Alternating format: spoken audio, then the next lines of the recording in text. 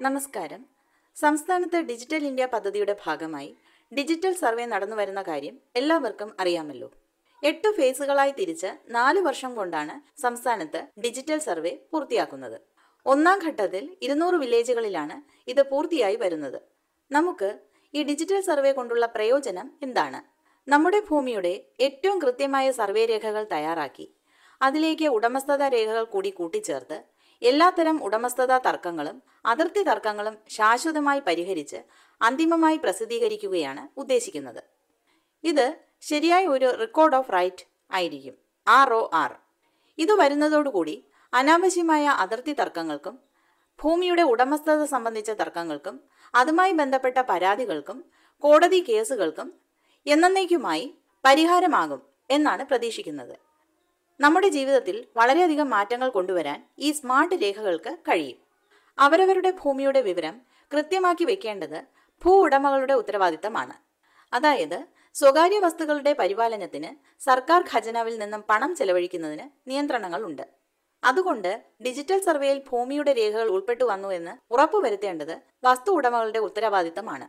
ഇതിന്റെ ചെലവ് ഉടമ വഹിക്കേണ്ടി വരും. അതിലിപ്പോൾ തീരുമാനമായിട്ടില്ല. സർവേ ചെയ്യാൻ വരുന്നവർക്ക് ഭൂമിയുടെ കൃത്യമായ വിവരങ്ങൾ നൽകുകയാണ് ഉടമയുടെ ഇപ്പോഴത്തെ പ്രധാനമായ ഉത്തരവാദിത്തം. സർവേ ഉദ്യോഗസ്ഥരെ ഭൂമിയുടെ അതിർത്തി മാർക്ക് ചെയ്യാൻ സഹായിക്കേണ്ടത് ഉടമയുടെ പൂർണ്ണമായ ഉത്തരവാദിത്തമാണ്. അതായത് അതിർത്തിയിലെ കാടും തടസ്സങ്ങളും നീക്കി കൃത്യമായ അതിർത്തി കാണിച്ചു കൊടുക്കേണ്ടതാണ്. അതുപോലെ ടൈറ്റിൽ രേഖയിലെ വിവരങ്ങളും നിലം തരംമാറ്റം സംബന്ധിച്ച രേഖകൾ ഉണ്ടെങ്കിൽ അതും വിവരശേഖരണത്തിനായി നൽകേണ്ടതാണ്. കഴിഞ്ഞ കാലങ്ങളിൽ മാനുവലായാണ് സർവേ നടപടികൾ ചെയ്തിരുന്നത്. ഇതിൽ കൂടുതൽ പ്രശ്നങ്ങൾ കടന്നുകൂടുന്നതായി കണ്ടിട്ടുണ്ട്. അതിർത്തി കാണിച്ചു കൊടുക്കാനും മറ്റും ആളില്ലാതിരുന്നത് കൊണ്ടാണ് ഇത്തരം പ്രശ്നങ്ങൾ കടന്നുകൂടിയിട്ടുള്ളത്. ഇപ്പോഴും ഇതേ പ്രശ്നം ഡിജിറ്റൽ സർവേയിലും നേരിടുന്നുണ്ട്.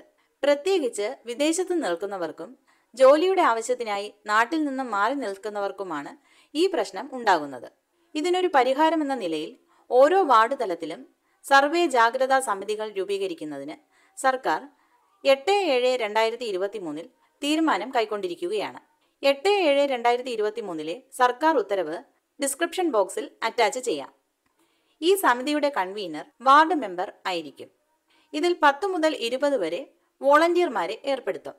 ഈ വോളണ്ടിയർമാരുടെ സഹായത്തോടെ ഭൂമി ഉടമകളുടെ സാന്നിധ്യം ഉറപ്പുവരുത്തി ഡിജിറ്റൽ സർവേ നടപടികൾ അതിവേഗം കുറ്റമറ്റ രീതിയിൽ പൂർത്തിയാക്കാനാണ് തീരുമാനിച്ചിട്ടുള്ളത്.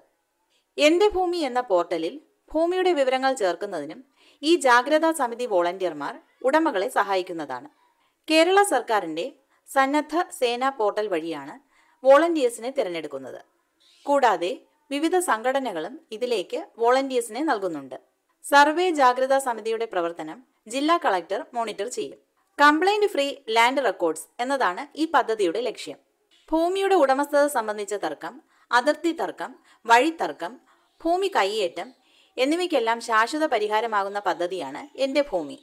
രാജ്യത്തിന്റെ മറ്റു സ്റ്റേറ്റുകളിൽ നടപ്പിലാക്കി വരുന്ന രീതിയിൽ പ്രോപ്പർട്ടി സ്മാർട്ട് കാർഡിലേക്കുള്ള മാറ്റത്തിന്റെ മുന്നോടിയായാണ് ഈ ഡിജിറ്റൽ സർവേ എന്ന് കണക്കാക്കുന്നു. ഭൂമിയുടെ മുഴുവൻ രേഖകളും പേപ്പർലെസ് സംവിധാനത്തിലേക്ക് മാറുകയാണ്. നിലം തരംമാറ്റത്തിലും തരം മാറ്റപ്പെട്ട ഭൂമികളെല്ലാം ഡിജിറ്റൽ സർവേയിലേക്ക് ചേർക്കുന്നതിന് തത്വത്തിൽ തീരുമാനമായിട്ടുണ്ട്. അങ്ങനെ വരുമ്പോൾ ഇനി പേപ്പർ സർവേ സ്കെച്ചുകൾ തയ്യാറാക്കുന്ന രീതി അവസാനിക്കുമെന്ന് പ്രതീക്ഷിക്കുന്നു. നിലം തരംമാറ്റവുമായി ബന്ധപ്പെട്ട് പ്രവർത്തിച്ചിരുന്ന സർവേയർമാരുടെ സേവനം ഇപ്പോൾ അവസാനിപ്പിച്ചിരിക്കുകയാണ്. പേപ്പറിൽ തയ്യാറാക്കുന്ന സ്കെച്ചുകളുടെ കാലം ഇതോടെ കഴിയുകയാണ്. 21/6/2023 തീരുമാനം ഡിസ്ക്രിപ്ഷൻ ബോക്സിൽ അറ്റാച്ച് ചെയ്യാം. ഇതുമായി ബന്ധപ്പെട്ട കൂടുതൽ അപ്ഡേറ്റുകൾ പ്രതീക്ഷിക്കുന്നു. അത് വരുമ്പോൾ ഇവിടെ അപ്ലോഡ് ചെയ്യാം. ഡിജിറ്റൽ സർവേയുമായി ബന്ധപ്പെട്ട കൂടുതൽ വിവരങ്ങളും സമർപ്പിക്കേണ്ട ഫോറത്തിന്റെ മാതൃകയും ഈ 2 വീഡിയോകളിലായി ലീഗൽ പ്രിസം അപ്ലോഡ് ചെയ്തിട്ടുണ്ട്. അത് കാണുന്നതിന് അഭ്യർത്ഥിക്കുന്നു. ഈ വീഡിയോ അവസാനിക്കുകയാണ്. Thank you.